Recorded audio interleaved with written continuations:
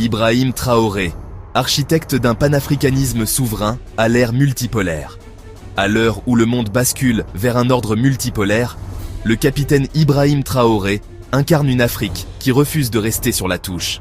À l'instar de ses illustres prédécesseurs, Ahmed Sékou Touré, Thomas Sankara, Kwame Nkrumah, Patrice Lumumba, Traoré s'inscrit dans la lignée des leaders panafricanistes qui ont défié l'ordre établi pour restaurer la voix, la dignité et la souveraineté de l'Afrique. Comme Sékou Touré, qui a osé dire non à De Gaulle en 1958, Traoré rejette la tutelle néocoloniale et prône la coopération sud-sud, notamment avec les BRICS.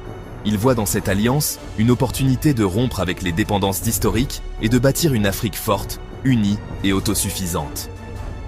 À l'image de Nkrumah, qui rêvait des États-Unis d'Afrique, Traoré milite pour l'intégration continentale, réactivant l'Institut des peuples noirs, fondé par Sankara. Il exhorte les peuples à s'unir, à s'aimer, à se soutenir mutuellement, car le panafricanisme, dit-il, ne peut réussir sans la volonté du peuple.